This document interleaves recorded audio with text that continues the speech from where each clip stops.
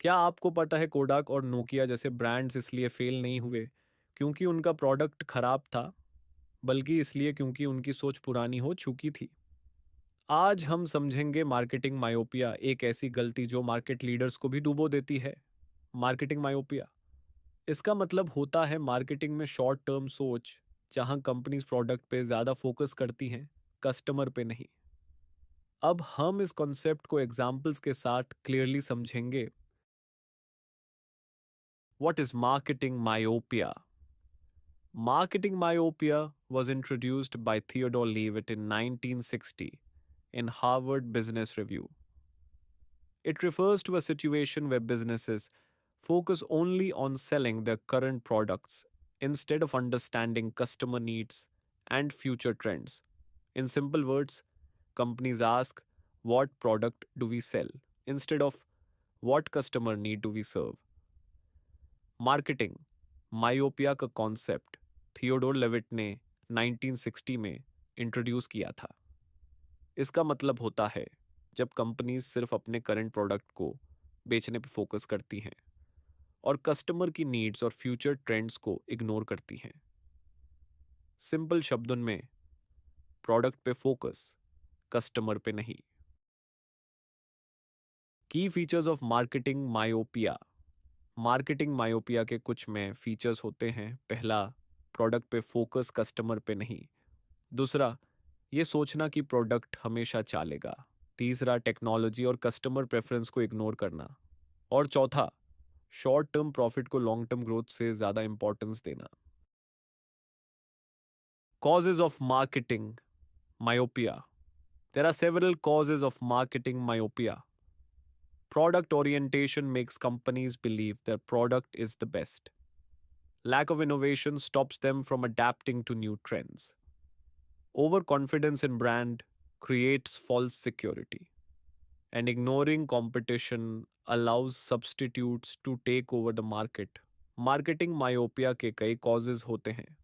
Product orientation मतलब हमारा product best है। इनोवेशन की कमी, न्यू टेक्नोलॉजी अडॉप्ट नहीं करना।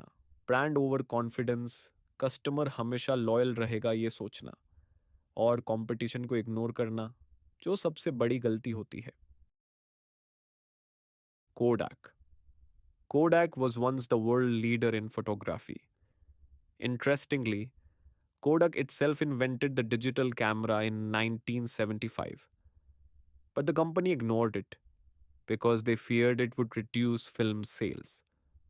As a result, customers shifted to digital photography and Kodak lost its market leadership. कोडाक एक टाइम पे फोटोग्राफी का वर्ल्ड लीडर था। सरप्राइजिंग बात यह है कि डिजिटल कैमरा कोडाक ने ही इन्वेंट किया था, लेकिन उन्होंने उसे इग्नोर कर दिया क्योंकि फिल्म सेल्स कम होने का दार था। रिजल्ट, कस्टमर्स डिजिटल फोटोग्राफी पे शिफ्ट हो गए और कोडक फेल हो गया। Nokia. Nokia was once the top mobile phone company in the world. However, it ignored the smartphone revolution and customer demand for internet based apps. As a result, Apple and Android companies captured the market and Nokia lost its dominance. Nokia एक time पे world की number one mobile company थी, लेकिन smartphone revolution और internet apps को उन्होंने ignore कर दिया। रिजल्ट, एप्पल और एंड्रॉयड मार्केट ले गए और नोकिया पीछे रह गया। टाटा नानो। टाटा नानो was launched as the world's cheapest car. The company focused only on low cost and ignored customer aspirations like comfort and status.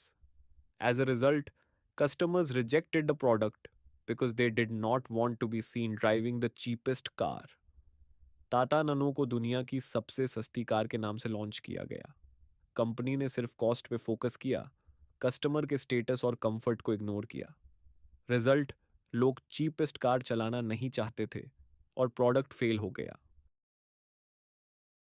How to avoid marketing myopia. To avoid marketing myopia, companies should focus on customer needs, not just products.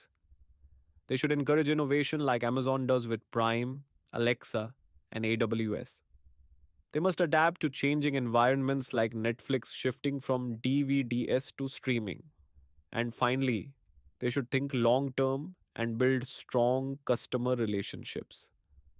Marketing myopia से बचने के लिए companies को customer needs पे focus करना चाहिए, innovation encourage करना चाहिए जैसे अमेजन करता है, एनवायरनमेंट के अकॉर्डिंग अडाप्ट होना चाहिए जैसे नेटफ्लिक्स ने किया, और लॉन्ग टर्म सोच के कस्टमर रिलेशनशिप बिल्ड करनी चाहिए। नेक्स्ट लेसन में हम मार्केटिंग मिक्स पढ़ेंगे, जिसमें हम 4P प्रोडक्ट, प्राइस, प्लेस और प्रमोशन को डिटेल में समझेंगे।